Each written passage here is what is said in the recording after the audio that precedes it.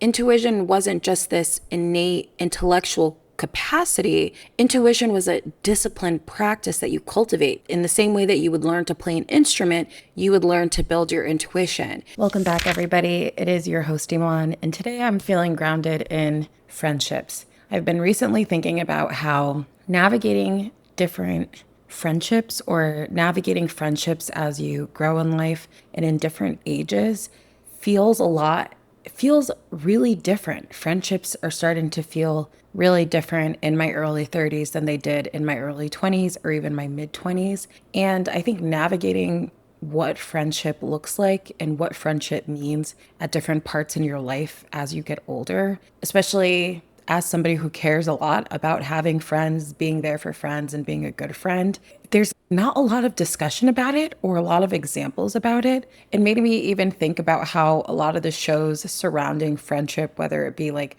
Girlfriends or Insecure, tend to focus on what friendship looks like immediately out of college or what friendship looks like in your mid 20s, and then the seasons start to end as folks get into their 30s. When figuring out what friendship means in your 30s, when people are in their careers, when people are navigating career changes and layoffs and heartbreak and divorce and pregnancies and all of these different things that you start to go through in your 30s that are not necessarily the things that you need friendship for when you're in your early 20s or your mid 20s, it just feels very different. And even myself, thinking about the kind of friend that I need and what I consider true friendship has really shifted and changed over these past couple of years. And again, I feel like that's something that people don't talk about frequently. I think when you get to your 30s, there's so much emphasis on romantic relationships, building your own family, but there isn't that same kind of emphasis on the different stages of friendship and the different stages of what it means to have platonic intimacy with people. That's been something I've been thinking a lot about recently and a lot about deeply. As I've gotten older, there's this idea when you're in high school and when you're in grade school and then when you're in college again, your closest friends are people who you see all the time. When you start getting older and people move and everybody's in different life stages, your closest friends or the friendships that feel closest to you are not the people that you see every day and are not necessarily always the ones that are most convenient. Actually, I'm finding in this stage of life, friendship is taking way more intentionality than it ever has before in terms of being intentional about seeing people, being intentional about checking in with people.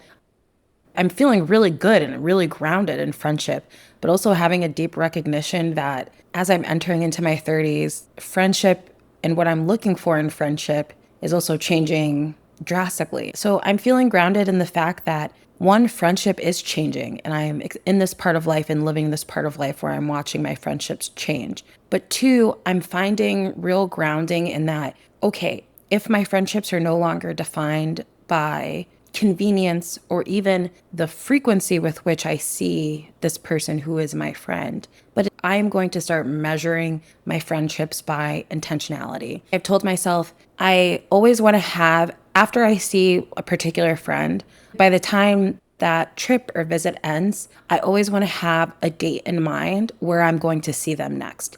That date might be 6 months from now or even a year from now. I have a friend who I met and is one of my best friends, but we only see each other once a year because she lives in the UK and I met her when I was in school there. Even if the next time I know I'm going to see her isn't going to be from a year from now or months from now, it's the fact that I am making intention to knowing that I will see her, I will be there. And I think that's just very different. It's so much less about convenience and frequency of seeing people and so much more about planning and being intentional. And another thing that I'm noticing as you get older is that good friends are also people who are, yes, down to have a good time for sure, but also people who are able to be there for you through a hard time. As you get older, the hard times just get harder. And having people that you can trust their perspective on life when your own perspective is wobbly or when you feel you're beside yourself or not even in your own right mind, I am finding I really value that in friendship. And That's because that's a particular kind of trust in that person's worldview. That's a particular kind of trust in you. That person cares enough about you, not just to hold space about the negative things that are happening,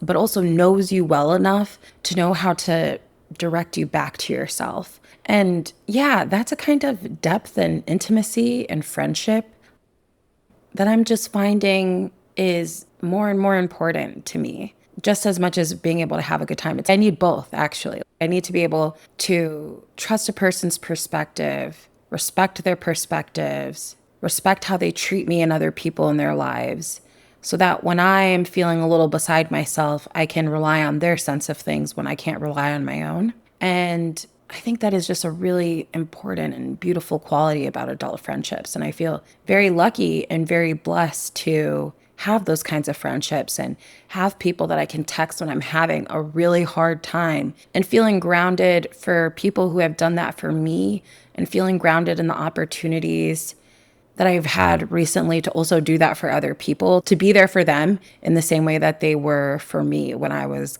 going through something. And just as important as a friend being able to be there for you when you're going through something hard, I have also found that it is even more precious, and a lot of times folks are not capable of both, of being able to be there for you when times are hard in your life, but also people who are able to be there for you and happy for you when you have good things going on in your life. And I would say that also has been another kind of shock in adult friendship, is realizing that sometimes certain friends can really be there for you when you're down. They're okay in that space, but they're not necessarily always there and available, inquisitive or curious or supportive of you when things are going good, when you're growing, when you're have other things going on in your life that are new and different. I'm in a phase right now where wow, somebody should write a book on navigating adult friendships and navigating friendships as they grow and as you grow. My parents would always tell me, you outgrow people. And I truly, genuinely thought that just meant you outgrow people when you're in school. I just always thought about adulthood as this space you arrive to, and then you're the same forever. Once you graduate college, or once you turn 30 and you reach adulthood, you're just that same person forever. And I just laugh thinking about how naive that is, to think that you are just this one person. You're constantly changing, which means your friendships and your relationships are constantly changing. If you're someone like me, and likely you listen to this podcast, then you are also someone who is deeply committed to your own growth, which means being deeply committed to your own growth also brings a lot of hurt, because it also means growing into certain things, growing into certain people, but also outgrowing certain people and outgrowing certain scenarios. It's just being in a space of feeling grounding in and navigating adult friendships, and also feeling okay that things can also feel messy at times as well. Yeah, but I'm coming off of a great weekend with one of my best friends who I used to live with. And we just had such a lovely time together, him and I, and just being in the city and talking and catching up on life and being there for one another. So I'm just feeling very grounded in that, but also feeling really grounded that friendship looks the same, but also looks really different as you grow older. This week, I also got to see one of my best friends and her new baby, and really spend real time with them for the first time. And that was beautiful. So again, just lots of just friendship taking so much more intention nowadays. But because it's taking so much more intention, and because it is actually less defined by convenience and frequency and more than intentionality, it actually feels so much more cherished and a treasure and special when it does happen. And I like that. I think I like that almost more than the kind of casualness of seeing someone every day because you're in school together or what have you. I like the more intentional friendships that feel deeper and more special and treasurable in those smaller moments. I wish I heard more people talk about growing in friendships. But that is actually not a great segue, because we're just going to hard launch into the grounding question of the day, which is, what are 2 different ways people talk about intuition?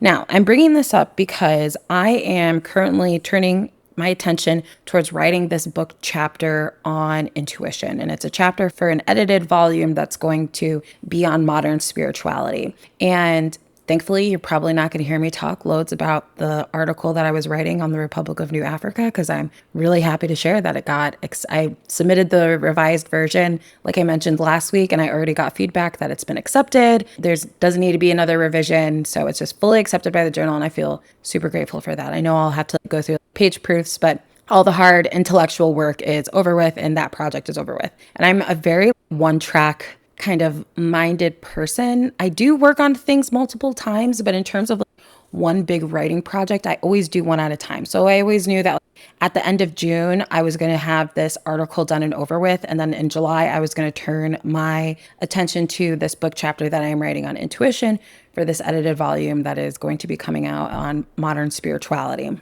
And one thing that I am trying to do as I write about this term, intuition, and I'm writing about it for an educated but unspecialized audience, is getting right by myself and getting right with how other fields talk about intuition. So far, I would say in my intellectual journey and my thinking with intuition, I've been thinking about intuition very closely with the Black thinkers who employ those terms, and the Black thinkers who use those terms, not necessarily zooming out and thinking about how specific fields, for example, I'm about to talk about philosophy, talk about what intuition means and the kinds of questions that they're interested in answering about intuition. So as I'm turning my attention to this chapter, I'm trying to get a handle on how does the field of philosophy talk about intuition? And sources frequently that people go to when they're trying to get an introductory handle on a particular concept in a field.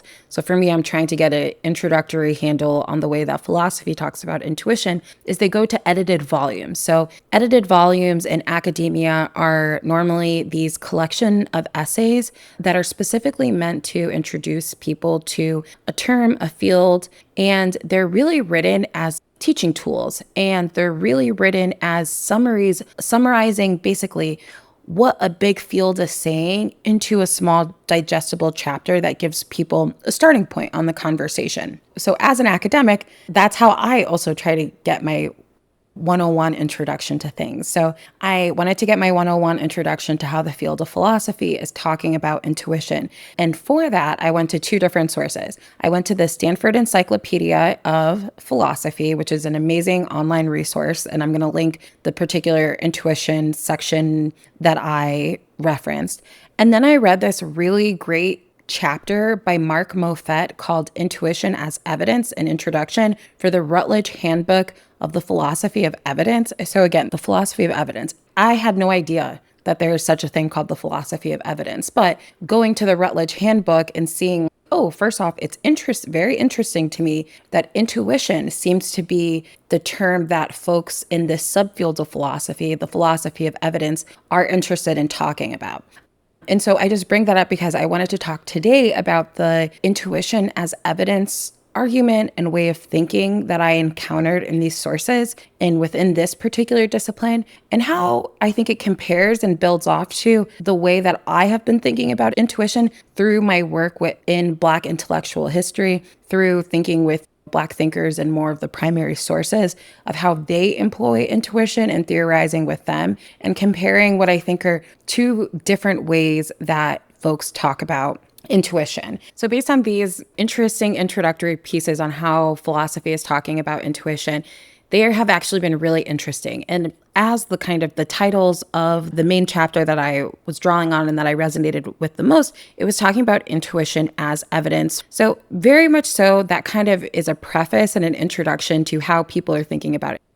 Intuition. And the main debate around intuition that is discussed by Moffett in this piece is this idea of, is intuition evidence? Is intuition something that we can use to talk about how people know what they know? And there's a debate between right empiricists or people who are going to say, no, intuition is not a reliable mode of knowing for us to point to as empirical evidence. So that's them, that you can't use intuition as evidence. But then there's this rationalist school of thought, which Moffett falls into, which actually says, yes, intuition does serve as evidence and has an important place in the conversation of evidence and has a very nuanced place.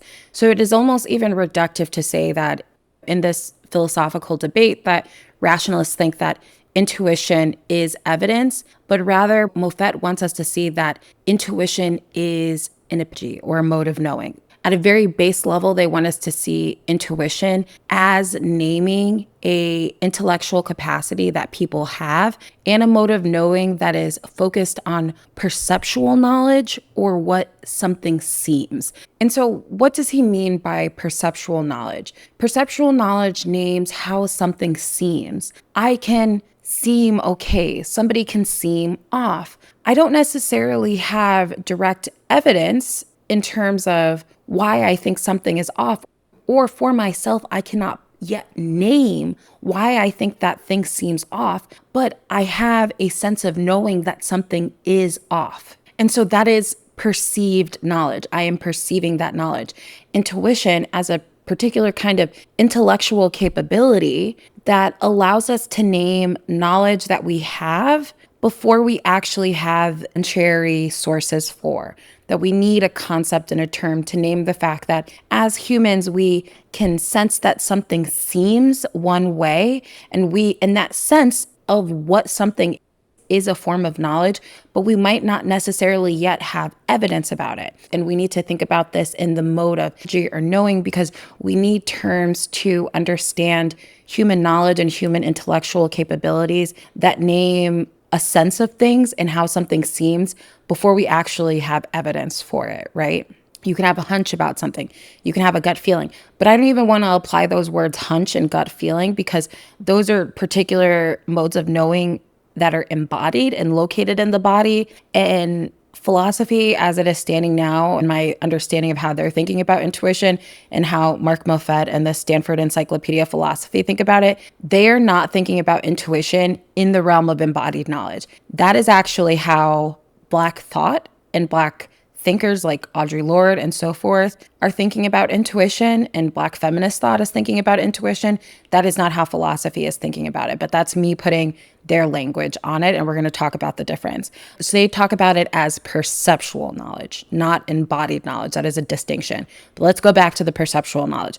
So they want a name for this perceptual knowledge, but they also say that this perceptual knowledge, intuitions, they actually refer to it as intuitions rather than intuitive knowledge, for example. But they say that these intuitions are also important because they act as knowledge that then leads us to having a belief in or reject or withholding judgment for something from something, right? So let's say I can intuit that my friend is seeming off.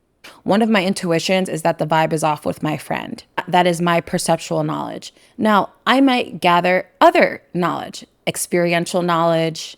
I have an encounter with her where she has an attitude, or I see her screaming, or what have you. And now I have this more concrete evidence that something is off. But me having that perceptual knowledge before I even encountered her acting up, that perceptual knowledge was then important for me now having the belief that she's upset or something is off. So again, in philosophy, just to boil it down, intuition is talked about in debates about evidence, and intuition is talked about as naming perceptual knowledge, things that you perceive, how things seem. And Moffett talks about how this perception of things is actually really important because it identifies us and accounts for the way that we are able to have agency over our knowledge.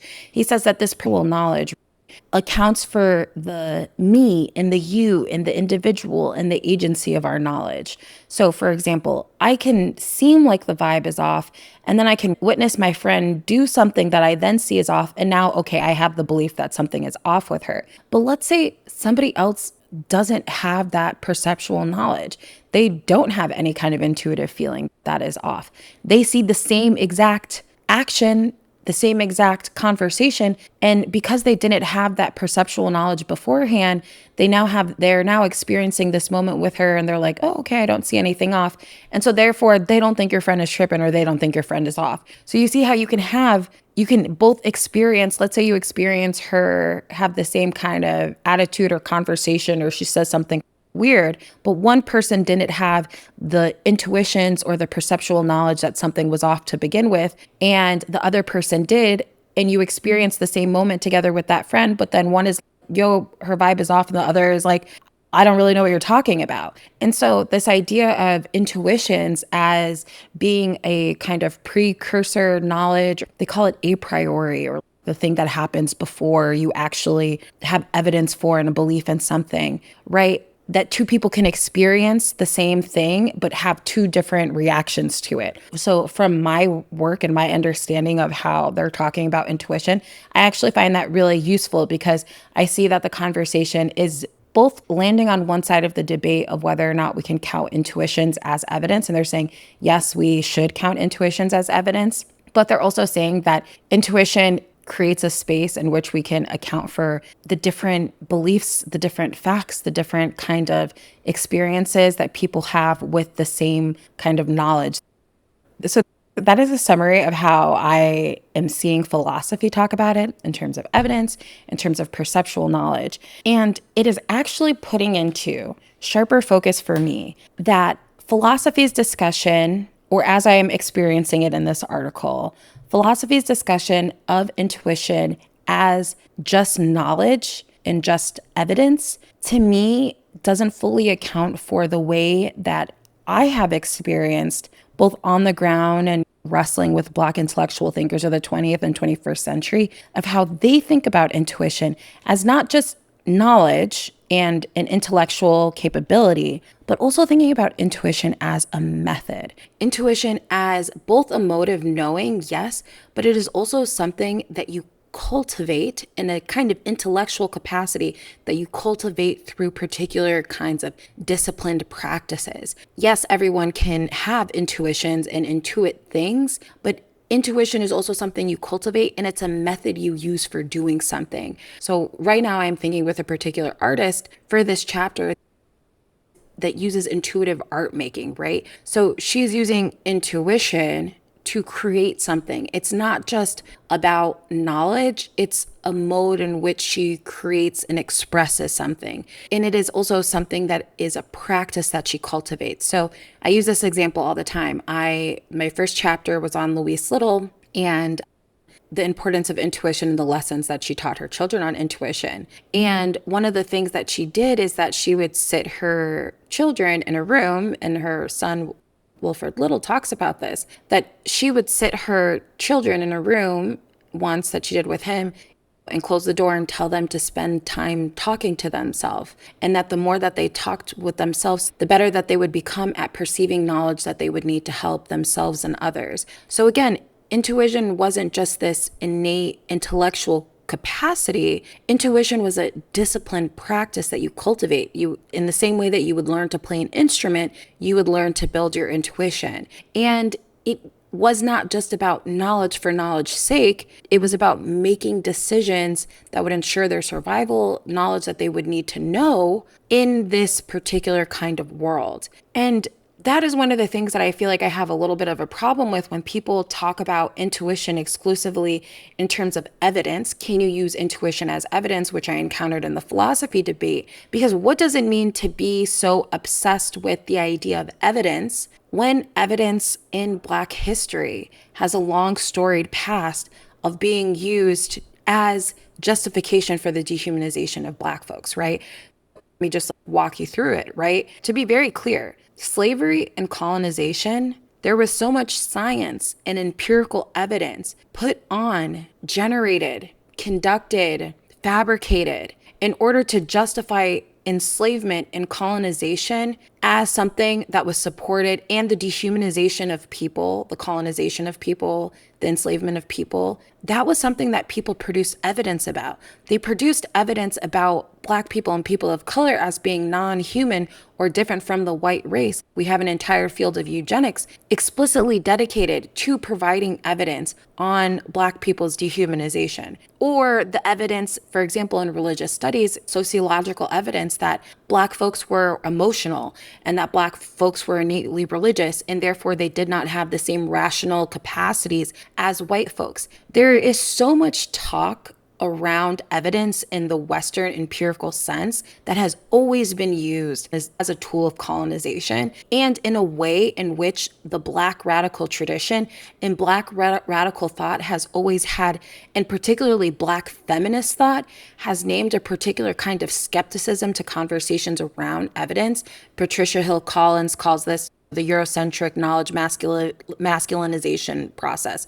Audre Lorde has a very similar terminology. They talk about how this claim to evidence has also always been used to name Black women's lived realities and Black folks' realities as untrue, as not empirically founded.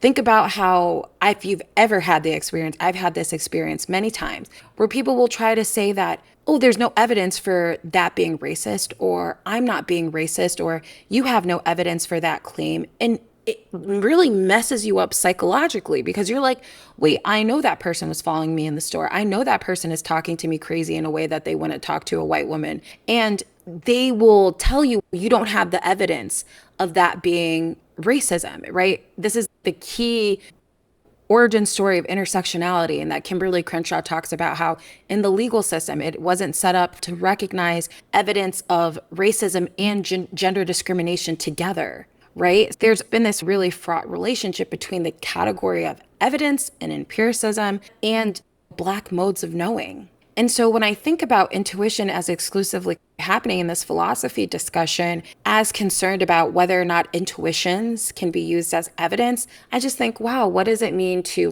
have an investment in thinking about intuition through the lens of evidence, when that as a category has been really antagonistic to Black intellectualism throughout the 20th and 21st century, right? Has been something that Black intellectuals have taken to task about how violent this term evidence has been in Black history. And the role that this word evidence and this concept evidence has played in the dehumanization of Black folks. So that's a long way to say that I think it's very interesting. Now, the other thing that is also really interesting is the way that in Black thought, the term intuition comes to name modes of knowing that exceed and do not need to rely upon Western understandings of what counts as evidence, right?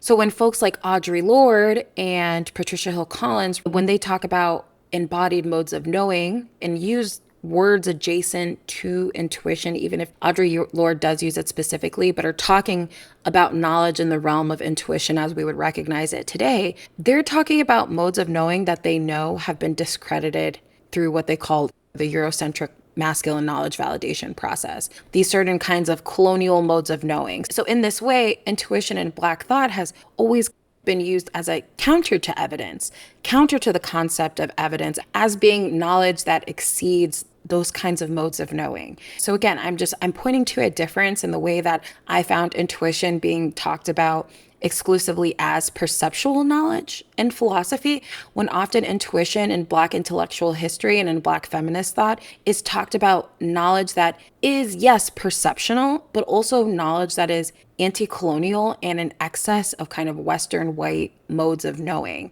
So it's a very different understanding of what intuition is. And also, as I mentioned too, intuition is also seen as something that you cultivate, something that you create a discipline around, something that you can get better at. It is seen as a method for doing things, a method for living Black life, right? So Audre Lorde talks about how one needs to develop their intuition so that they can know what fulfills them in their life beyond the supplied states of being that capitalism puts on us. There's another amazing spiritual philosopher called Alea Lovely, who has the podcast Spiritual Shit that I have referenced before. She runs intuition workshops, right? This is another Black philosophical intellectual thinker with us in the present, in this moment. And she leads intuition classes on people developing their intuition as a method for attuning to their own modes of knowing, attuning what they're being called to, attuning to their purpose and their interests beyond that which is supplied to them, right? So it's very much in line with an Audre Lorde Black feminist thought. But again, they're thinking about intuition as not just a kind of innate intellectual capacity, but actually a Black mode of knowing that needs to be cultivated in a world that suppresses intuition as not being evidence enough for the way that you should make decisions or live your life, right? And it is something that is cultivated, and it is a method for living your life, an alternative method, not just an alternative mode of knowing, but an alternative method for decision making, right? And that's the other thing about kind of the philosophy debate around intuition, is that there was a tie to intuition or perceptual knowledge as being what determines belief. Now, we've talked about this as scholars of religion. Belief is a really tricky thing to measure. You cannot actually do a study of religion or how religion works in the world by only talking about belief, because belief does not determine what people do. People can believe one thing and do a different thing. So you actually don't get a good sense of how religion shapes the world if you just study what people believe. So for example, if you just study intuition based off of the knowledge that people have to determine their beliefs, that doesn't really tell you how intuition shows up in the world. But when you go to Black intellectual history of somebody like Alea Lovely and you say, okay, intuition here doesn't just determine her beliefs, it determines what job she does, the kinds of opportunities she takes, and how she's coaching other people to use their intuition to make certain life decisions that do not necessarily align with the norms, cultural, religious, spiritual, political norms that they have grown up with or have been taught to. So in this way, intuition as a method for doing something also is much more generative for me to think about as a scholar of religion, because it's not just focusing on people's belief or the knowledge that determines belief. It's focusing on the kind of knowledge that determines people's actions, and also the kind of knowledge that determines people's actions in a way that they give meaning as being countercultural or being alternative. So the way that intuition is talked about, again, as countercultural, as anti-capitalist, as I would say an anti-colonial mode of knowing, is just very different than the way I was encountering intuition being talked about in this philosophical conversation. So this has been a much longer episode than I anticipated, but I just wanted to invite you all into my own thinking on this question of what are two different ways that people talk about intuition. I wanted to introduce you to this conversation around intuition as evidence and intuition as perceptual knowledge as I was encountering it in philosophy. And then I wanted to introduce you with how I have been thinking and have encountered the terms intuition as a particular method, as a disciplined practice that one spends time cultivating,